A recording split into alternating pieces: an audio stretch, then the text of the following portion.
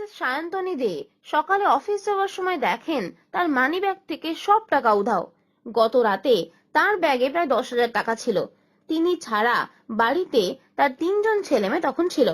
তার মেয়ে বড়, মেয়ের বয়স 17 বছর, আর তার 2জন যমজ ছেলে যাদের বয়স 14 বছর।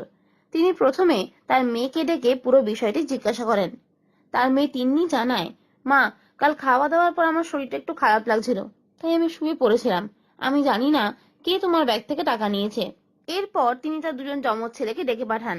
একজনের নাম সুমন্ত আর অন্যজনের নাম সুমন।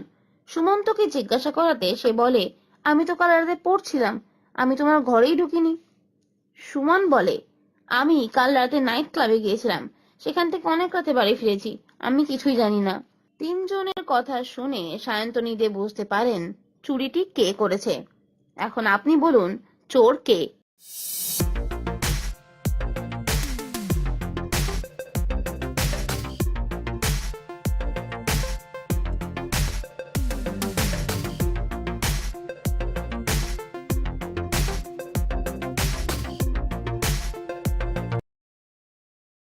চোর হলো সুমন।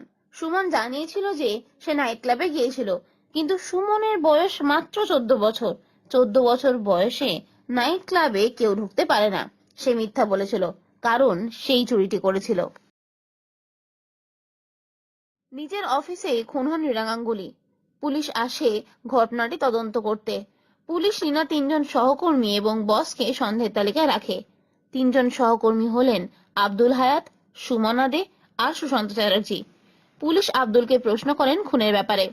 আব্দুল জানায়, আমি খুনের বিষয়ে সত্যি কিছু জানি না। কাল 8টা নাগাদ যখন আমি আর সুমনা অফিস থেকে বেরোতে যাচ্ছিলাম, তখন ওকে বললাম যাবার কথা। ও বলল ওর কাজ আছে, আমরা যেন চলে যাই। সেই মতো আমি আর সুমনাও অফিস থেকে বেরিয়ে পড়ি।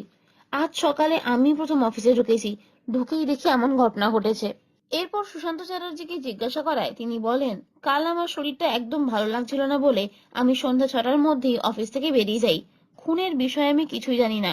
রিনা সবার সাথেই ভালো ব্যবহার করত, ওকে কেউ খুন করতে পারে এমনটা আমি ভাবতেই পারি না।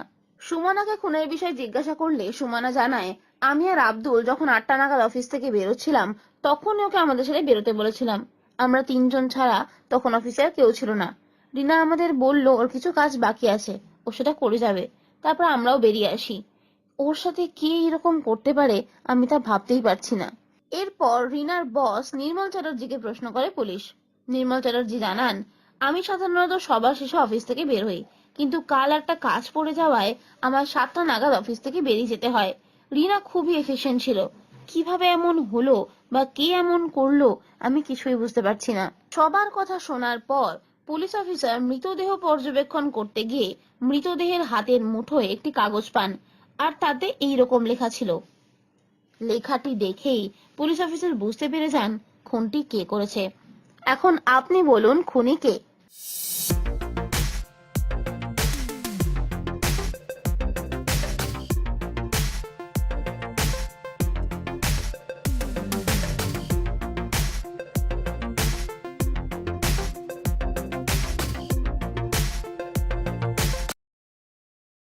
কাগজটিতে লেখা রয়েছে বস ডিড ইট, অর্থাৎ রিনার বস নির্মল চ্যাটার্জি এই কাজটি করেছেন। রিনা কোনোভাবে মৃত্যুর আগে খুনিকে ধরিয়ে দেওয়ার জন্য এটা লিখে রেখে গেছিল। মিস্টার সামন্ত একটি বিজনেস ট্রিপ থেকে প্রায় 10 দিন পরে বাড়ি ফিরে নিজের স্ত্রীকে জিজ্ঞাসা করেন, তুমি এতদিন কোথায় ছিলে? তোমাকে টানা আমি ফোন করে গেছি, কিন্তু ফোনে পাইনি। ফোনে না পেয়ে পাশের বাড়ির রঞ্জনকে ফোন করেছিলাম, ও বলল তুমি নেই। আমি যাবার পরের দিনই নাকি কোথাও বেরিয়ে গেছো। কালকেও রঞ্জনকে ফোন করায় রঞ্জন বলল তুমি তখনও আসোনি, তোমায় ফোনেও পাচ্ছিলাম না, কোথায় গিয়েছিলে তুমি? মিসেস সামন্ত যখন বলেন, আমি আসলে আমার ছোটবেলার বান্ধবী বিথিকার গ্রামের বাড়িতে গিয়েছিলাম। ও অনেকদিন ধরেই বলছিল, তুমি যাবার পরের দিনই সকালে এসে হাজির। ওর গাড়িতে করেই আমি ওদের গ্রামের বাড়িতে গিয়েছিলাম। আজ একটু আগেই ফিরেছি, বিথিকাই গাড়ি করে দিয়ে গেছে। ভেবেছিলাম পৌঁছেই তোমায় ফোন করব, কিন্তু ওখানে টাওয়ার ছিল না। মিসেস সামন্তর কথা শুনে এবং সবকিছু দেখে মিস্টার সামন্ত বুঝতে পারেন মিসেস সামন্ত আসলে মিথ্যা কথা বলছেন, তিনি আসলে অন্য কোথাও গিয়েছিলেন। এখন আপনাদের কাছে প্রশ্ন হলো, মিস্টার সামন্ত কিভাবে বুঝলেন যে তার স্ত্রী মিথ্যা কথা বলছেন?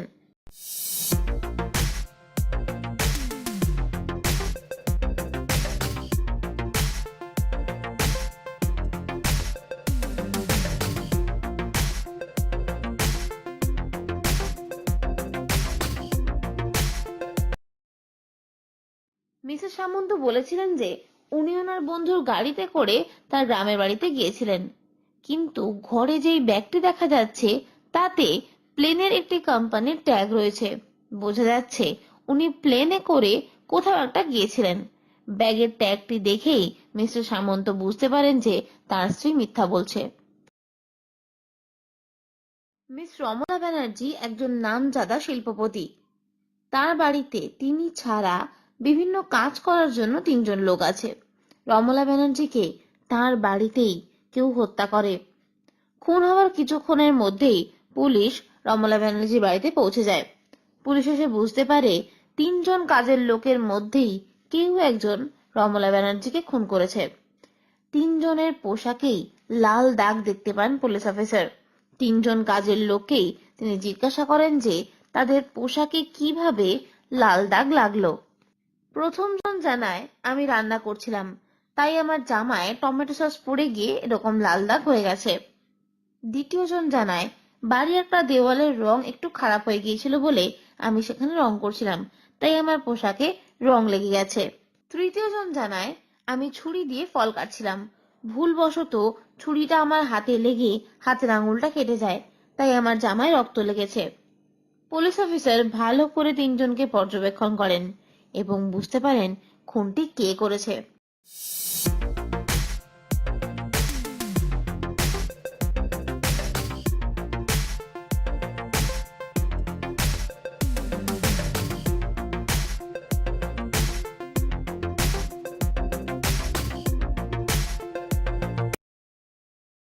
খুনি হলো তৃতীয় জন।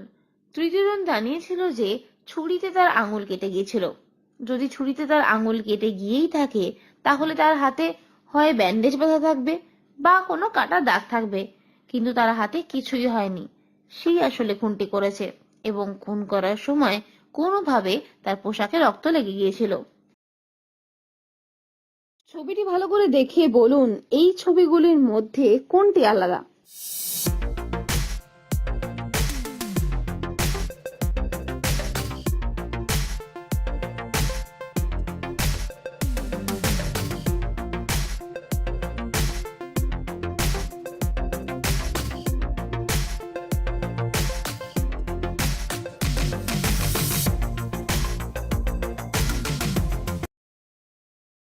আজকের এই পর্বের ভিডিওটি আপনার কেমন লাগলো তা অবশ্যই কমেন্ট বক্সে কমেন্ট করে জানাবেন।